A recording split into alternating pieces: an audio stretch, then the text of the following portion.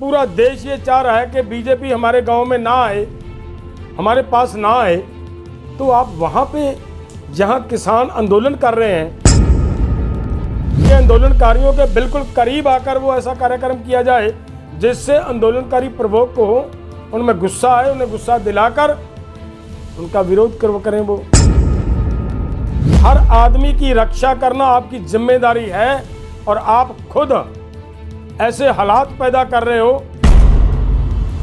कहीं ना कहीं किसान और लोग उनके साथ दंगा फसाद करवाने का आप प्रयास कर रहे हो। मुख्यमंत्री जी, शक्ति लोगों ने दी है। जो लोग शक्ति देनी जानते हैं वो लोग शक्ति छीननी भी जानते हैं। 5-6 स्टेटों में आपने आपका और आपकी पार्टी का क्या हाल हुआ है। अगर ऐसे ही आप चलते रहोगे, आने वाले समय में और भी बहुत सारी सजा भुगतनी पड़ेगी आपको और आपकी पार्टी को। किसान दोस्तों, आज आप सभी ने सुना होगा कि हरियाणा के मुख्यमंत्री श्री मनोहर लाल खट्टर जी ने एक प्रेस कॉन्फ्रेंस की है। उस प्रेस कॉन्फ्रेंस में काफ़ी बातें कही गई हैं। जो उसने कहा, मेरा ख्याल है एक भी बात में जरा सी भी सच्चाई नहीं है। मुझे ऐसा लग रहा है कि जैसे बीजेपी वालों को ये सर्टिफिकेट ले रखा है उन्होंने कि जो भी नेता प्रेस पे बोलेगा, जो भी नेता कोई बात करेगा, वो झूठ के सिवा कुछ नहीं करेगा। लगातार झूठ पे झूठ ये बोलते आ रहे हैं। इन्होंने एक बात कही है जो अपनी प्रेस कॉन्फ्रेंस में कही है कि किसान आपत्ति बताएं कि इन कानूनों में आपत्ति क्या है। मैं ये पूछना चाहता हूं माननीय मुख्यमंत्री जी से कि 11 बार बैठकें हुई हैं सरकार के साथ। जिस दिन तीसरी बैठक हो रही थी उस दिन एक एक इशू पर, एक एक बिंदु पे बात हुई है, और जब बिंदुओं पे बात हो रही थी तभी आपके केंद्र के एग्रीकल्चर मिनिस्टर जी ने 9 पॉइंट टिक किए थे कि ये ठीक है, ये गलती है, ये गलती है, ये गलती है। जब आपने वो गलतियां, उससे पहले आप ये कहा करते थे, आपके सभी मिनिस्टर कहा करते थे कानून बहुत बढ़िया है, कानूनों में कोई कमी नहीं है, और उसके बाद 9 गलतियों की बात आई और उसके बाद उन गलतियों में संशोधन करने की बात आई। हमारा ये कहना है कि वो कहाँ से आई? अगर बताया नहीं गया तो वो कहाँ से आई? दूसरी बात, अगर मुख्यमंत्री जी को ये नहीं पता तो ये मैं आपको बता देता हूँ कि सबसे पहली बात तो ये है कि ये जो कानून बनाए गए हैं ये संविधान के खिलाफ जाकर बनाए गए हैं। संविधान केंद्र को ये अनुमति नहीं देता कि वो एग्रीकल्चर के मामले पर और मार्केटिंग के मामले पे वो कोई कानून बनाए। ये संविधान उन्हें इजाज़त नहीं देता। ये संविधान के खिलाफ जाकर ये किया गया है। और संविधान की रक्षा की बात करने वाले लोग, इतने इतने बड़े पदों पर बैठे लोग खुद ही संविधान की उल्लंघना करें, संविधान को तोड़ें, तो उनको क्या कहा जाएगा? दूसरी बात, आपने अपने कानूनों में ये एक बात कही है कि किसान का और व्यापारी का अगर कहीं पे कोई डिस्प्यूट हो जाता है तो किसान कोर्ट नहीं जा पाएगा। ये बात कही है। मैं पूछना चाहता हूं, किसी व्यक्ति का कोर्ट जाने का राइट छीन लेना ये अपने आप सबसे बड़ी आपत्ति है। आपत्ति नहीं केवल, इसमें आपका षड्यंत्र, आपकी काली नीयत, काली नीति इसी बात में छुपी हुई नजर आ रही है और पूरे देश को दिख रहा है। ये आप बार बार जो भी वो बोलना शुरू करता है वो ये बोलना शुरू कर देता है कि किसानों ने बताया नहीं, किसान कुछ बता नहीं रहे, किसान गलत हैं, किसान गलत हैं। मैं एक बात और कहनी चाहता हूं कि ये जो कानून है, हम ये कह रहे हैं कि आप कारपोरेट लोगों के पक्ष में जा रहे हो। वो कैसे जा रहे हो मैं बताता हूं आपको। जो आपका दूसरा कानून है जिसमें ठेका खेती की व्यवस्था की गई है, कॉन्ट्रैक्ट फार्मिंग की बात की गई है, उस पर आप ध्यान दीजिए। जब कोई ठेकेदार हमें खेती के लिए सामान देगा, हमें बीज देगा किसान को, वो तभी जिम्मेदार होगा अगर बीज उसका बीजेंगे, वो तभी जिम्मेदार होगा अगर स्प्रे उससे जहर उस खेती पर स्प्रे करेंगे, वो तभी जिम्मेदार होगा अगर उसी से लेकर उसे फर्टिलाइजर डालेंगे। सब चीज़ें उसी से लेंगे। जब सभी चीज़ें उससे लेंगे तो मार्केट में जो दूसरी छोटी छोटी दुकानें चल रही हैं, जहां से जाकर किसान मामूल भाव का तोड़ मोड़ कर कर अपना वो उसका रेट घटाकर अपना सामान खरीदेगा, जो खरीदने की उसके लिए ये एक सुविधा थी, वो छीनने का प्रयास किया और पूरे देश की ये इस मंडी को खत्म करके केवल कारपोरेट लोगों के हाथ में देने का ये एक प्रयास किया गया है। इसी तरीके आगे जाकर अभी ताजा क्या हो रहा है, आप देख रहे हो कि पूरी की पूरी सरसों कुछ लोगों के हाथों में चली गई। जिंदगी में पहली बार ये हुआ है कि सरसों के तेल की कीमतें बढ़कर यहां तक गई हों, ये पहली बार हुआ है। उसकी मेन वजह वही है जो आपने एसेंशियल कमोडिटी एक्ट में शोध की हुई है, उसी की वजह से हुआ है। तो हम बहुत बार ये बातें कह चुके हैं। इसके लिए हमारा ये कहना है कि ये कानून काले कानून हैं, ये लोगों के हित में नहीं है, ये देश के हित में नहीं है। इन कानूनों को वापस लिया जाए। जब तक ये वापस नहीं होते तब तक ये आंदोलन जारी रहेगा। दूसरी बात, आपने एक बात ये कही है कि किसान यहाँ पे जो बैठे हैं, यहाँ पे मर्डर हो रहे हैं।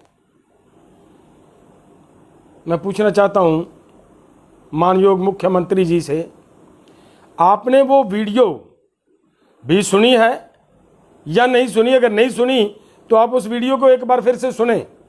जिस वीडियो में वो मरने वाला आदमी जिसकी आप बात कर रहे हो मर्डर की, वो आदमी ये कह रहा है कि मैं अपने परिवार से परेशान हूं, उसकी वजह से मैंने ये किया, मुझे मत बचाया जाए, मुझे मत बचाओ। वो जोर जोर से चिल्लाकर ये बात कह रहा है, तो उसे आप मर्डर कह रहे हो। तीसरी बात आपने एक और कही, आपने कहा कि यहां पे बेटियों की, औरतों की इज्जत महफूज नहीं है। आप कौन सी बात कर रहे हो? ये तो आपका षड्यंत्र है जो रच रहे हो बहुत देरी से। ऐसे ऐसे षड्यंत्र रचने में आप एक्सपर्ट हो। आपकी पार्टी, आपकी सरकार इस मामले में एक्सपर्ट है।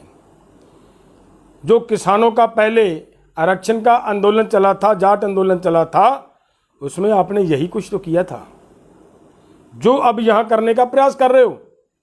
मैं पूछना चाहता हूं आपसे और आपसे सरकार से और आपके प्रशासन से, हमने एक आदमी दिया था आपकी सरकार को, थाने में गिरफ्तार करवाया था, उस पर मामला पता नहीं क्या दर्ज किया क्या नहीं किया। आपकी पुलिस ने उस आदमी पे ऐसा मामला दर्ज किया केवल कि इसने शराब पीकर यहाँ पे आकर जनतक प्लेस पे आकर इसमें डिस्टर्ब किया लोगों को, यही मामला दर्ज किया। और हमने ये कहा था कि ये आदमी अच्छी तरह इसकी पड़ताल की जाए, जांच की जाए, ये आदमी कैसा है। इस आदमी ने वो बातें कही हमारे पास, वो एसएसपी साहब के पास भी वो बातें गई हैं, और वो बातें हम ऐसी वीडियो में वो बातें कहनी अच्छी नहीं मानते जो बातें उस आदमी ने यहाँ हमारे आंदोलन में आकर हमारे लोगों को कही, जो पेशकश की गई। और हमारे लोगों ने उस आदमी को पकड़कर पुलिस को दिया। ये सिद्ध होता है कि ये षड्यंत्र है आप लोगों का। और दूसरी बात, मैं इसी मामले में एक बात और कहनी चाहता हूं। जिस मामले को आप बहुत जोर शोर से उछाल रहे हो, जिसको आप रेप का नाम दे रहे हो, वो कहीं पे भी उस लड़की ने रेप की बात नहीं की। दूसरी बात, उस लड़की का बाप प्रेस कॉन्फ्रेंस की और प्रेस कॉन्फ्रेंस में उसने ये कहा क्लियर कट साफ कहा कि मैं मोर्चे से सेटिस्फाइड हूँ, मोर्चे में मेरी लड़की को कुछ गड़बड़ नहीं हुई, मोर्चे वाले मेरे साथ हैं, मैं मोर्चे के साथ हूँ। ये कहा उस आदमी के जिसकी बेटी की आप बात कर रहे हो। और मैं ये भी कहना चाहता हूँ आपको कि इतना झूठ नहीं बोलना चाहिए। इतने बड़े पद पर बैठे आदमी को बार बार उन्हीं बातों पर आप झूठ बोलते रहते हो, वो अच्छा नहीं लगता। मैं एक बात और बताऊं आपको, आपने नोट नहीं किया होगा, ये जो आंदोलनकारी हैं ये क्या कर रहे हैं आपको नहीं पता। आपके हरियाणा के लोगों को जब कोविड की आप बीमारी को फैला रहे थे, तब उस समय आंदोलनकारियों ने यहां से आपके हरियाणा के लोगों को, उनके साथ हमारा भाईचारा, वो हमारे भाई हैं, भाई बनकर खड़े हैं, हमारे साथ हैं। और जिन लोगों को आप ऑक्सीजन नहीं मुहैया करवा पाए, उन लोगों को हम आंदोलनकारियों ने ऑक्सीजन मुहैया करवाई है। कैसी बातें कर रहे हो आप। एक बात मैं और कहूं आपको, रात एक घटना घटी है सिंघू बॉर्डर पे। अगर आप में जरा सी भी ईमानदारी है, इंसानियत है, तो उस घटना की अच्छी तरह जांच करवाएं। क्या हुआ वहां पे। एक आदमी आया, उसने आकर वो जो छोटी दुकानें होती हैं उनका, किसी आदमी का, किसी बेचारी वो औरत है जिसका वो खोखा था, उसका ताला तोड़ने का प्रयास किया। वो हमारे वॉलंटियर्स ने पकड़कर आपकी पुलिस को दिया।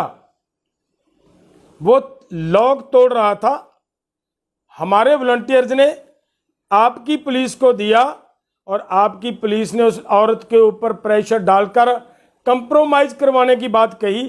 क्यों भाई, उसके साथ, उसके खिलाफ कार्रवाई क्यों नहीं की? क्योंकि वो आपका था। हमारे आंदोलन को बदनाम करने के लिए वो आपने छोड़ा हुआ था। अगर वो दुकान टूट जाती तो सुबह यही कहना था कि ये आंदोलनकारियों ने तोड़ी है। हमारे आंदोलन को बदनाम करने का प्रयास करना था आपने। ये षड्यंत्र आप बहुत देर से रच रहे हो। ऐसा ही षड्यंत्र आपने आज गाजीपुर पर भी किया है। मैं पूछना चाहता हूं कि जब पूरे देश के लोगों का ये नाराजगी है, बीजेपी के खिलाफ नाराजगी है, पूरा देश ये चाह रहा है कि बीजेपी हमारे गांव में ना आए, हमारे पास ना आए, तो आप वहां पे जहां किसान आंदोलन कर रहे हैं, आप वहां पे जाकर वो करोगे तो फिर किसानों के साथ किसानों को प्रवोक करने का काम किसने किया?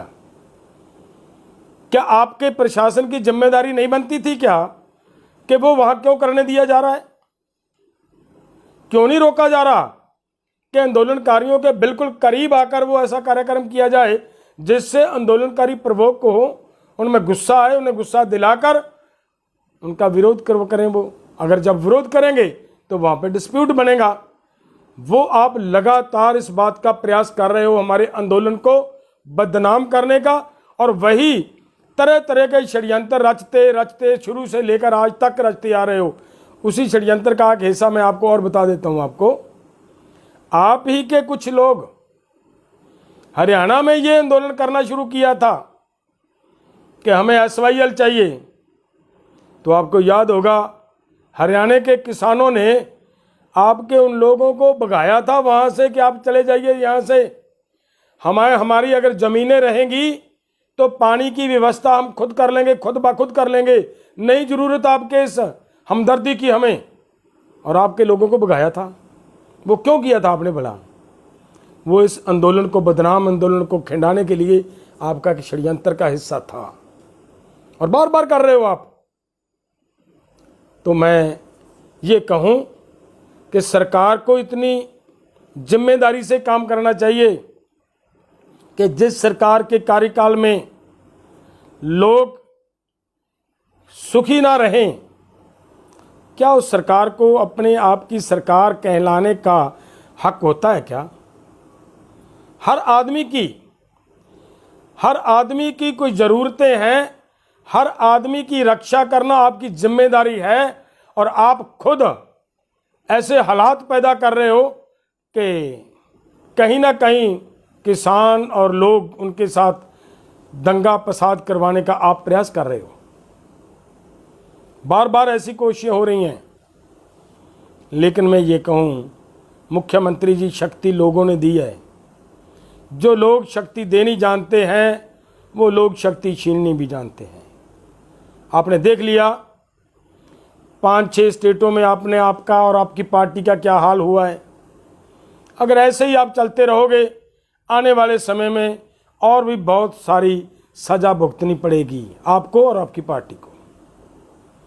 और एक बात मैं और कहनी चाहता हूं कि जो वहां पे जिस नेता का विरोध हुआ है, उसे पता चला मुझे कि वो वाल्मीकि समाज में से था। देखिए भाई, हमारे सभी धरनों पे जिस दिन वाल्मीकि जी का दिन आया, जिस दिन भीमराव अंबेडकर जी का दिन आया, जिस दिन और भी मजदूरों के दिन आए, वो सब पूरी श्रद्धा और प्रेम से मिलकर मनाए गए हैं। हम ये मानते हैं कि किसान और मजदूर एक होकर अगर आंदोलन लड़ रहे हैं, लड़ेंगे तो जीतेंगे। इन लोगों का प्रयास है कि वो लोग, ये लोग, हमारा आपस में जो प्रेम है, प्यार बना हुआ है, इसमें दरारें डालने का काम कर रहे हैं ये लोग। अब तरह तरह की बातें कर रहे हैं ये। आपने सुना होगा कि इन्होंने ये कह रखा है कि हम पंजाब में किसी दलित को मुख्यमंत्री का चेहरा लेकर आएंगे। आज तक तो किसी पार्टी को ये नज़र नहीं आया कि कोई दलित, एक बराबर की, हमारी पूरी की पूरी बराबर की जनसंख्या है दलित की, आज तक तो किसी को नज़र नहीं आया कि मुख्यमंत्री या प्रधानमंत्री किसी दलित को बनाना है। अब उस समय दलित को मुख्यमंत्री बनाने की बात कर रहे हैं, प्रधानमंत्री बनाने की बात कर रहे हैं, जब पूरे देश में इनके खिलाफ एक नाराजगी, गुस्सा बन चुका है। जब इन लोगों को पता चल चुका है कि लोग हमें अब गांव में घुसने नहीं देंगे, अब आपको ढाल बनाकर ये लोग गांव में घुसने का एक रास्ता ढूंढ रहे हैं। और आपका और किसानों का जो आपस में प्यार है, ये सदियों से चला आ रहा है। इन लोगों की, मैं जानता हूं कि ये आप इन लोगों की बातों में नहीं होगे, क्योंकि आप अच्छी तरह हमारे से ज़्यादा समझदार हो, बुद्धिमान हो। आप जानते हो कि इनकी नीयत क्या है, इनकी नीति क्या है। ये जो आपके पक्ष में आरक्षण की बातें चल रही हैं, उसके बारे में इन्होंने क्या कर रखा है, क्या सोच रखा है कि आरक्षण खत्म किया जाना चाहिए। और उससे बढ़कर एक बात और भी आपको ध्यान में होगा कि जो इन्होंने लेबर लॉज को ख़त्म करके 4 कोड बनाए हैं, और ये कहा गया है कि मजदूर को 8 घंटे की बजाय अब 12 घंटे काम करना पड़ेगा। ये इनकी दलितों के खिलाफ एक षड्यंत्र की जीती जागती मिसाल आपको नज़र आ रही है। पूरा लोग समझते हैं, लोग जानते हैं कि ये कितने मजदूरों के, गरीबों के पक्ष में चलने वाले लोग हैं। तो मैं देश के किसानों को ये निवेदन करना चाहता हूँ कि भाइयों, इनका ये षड्यंत्र है, हमें हमारे भाइयों से लड़ाना चाहते हैं। हमें पूरे संयम से काम लेना है, समझदारी से काम लेना है, ताकि कहीं पे भी हम भड़काहट में आकर कोई ऐसा काम ना कर बैठें जिससे इन लोगों को हमारे आंदोलन को खिलाफ करने का कोई मौका मिले। दलित हमारे भाई हैं, हमारे सहयोगी हैं, ना हमारा दलितों के खिलाफ के सिवा सर सकता है, ना दलितों का हमारे सिवा सर सकता है। हम एक दूसरे के पूरक हैं और पूरक बनकर रहेंगे, यही हमारा कहना है। जय जवान, जय किसान, वाहिगुरू जी का खालसा, वाहिगुरू जी की फतेह। E5 चैनल पंजाबी हुणे सबसक्राइब करो, बैल आइकन ते क्लिक करो। बाणी गुरु गुरु है बाणी विच बाणी अमृत सारे। ਗਿਆਨੀ ਸਾਹਿਬ ਸਿੰਘ ਜੀ ਸ਼ਾਹਬਾਦ ਮਾਰਕੰਡਾ ਵਾਲਿਆਂ ਨਾਲ ਕਰੋ ਸਿੱਧੀ ਗੱਲਬਾਤ ਤੇ ਜਾਣੋ ਗੁਰਬਾਣੀ ਦੇ ਅਰਥ। ਰੋਜ਼ਾਨਾ ਪਾਠ ਕਰਨ ਵਾਲੇ ਇਹ ਪ੍ਰੋਗਰਾਮ ਜ਼ਰੂਰ ਦੇਖਣ ਤੇ ਗੁਰੂ ਸਾਹਿਬ ਦੀਆਂ ਅਸੀਸਾਂ ਦੇ ਪਾਤਰ ਬਣਨ। ਦੇਖਣਾ ਨਾ ਭੁੱਲਣਾ ਸਾਡਾ ਖਾਸ ਪ੍ਰੋਗਰਾਮ ਗੁਰਬਾਣੀ ਗਿਆਨ, ਐਤਵਾਰ ਸਵੇਰੇ 7 ਤੋਂ 8 ਵਜੇ ਤੱਕ D5 ਚੈਨਲ ਪੰਜਾਬੀ ਤੇ।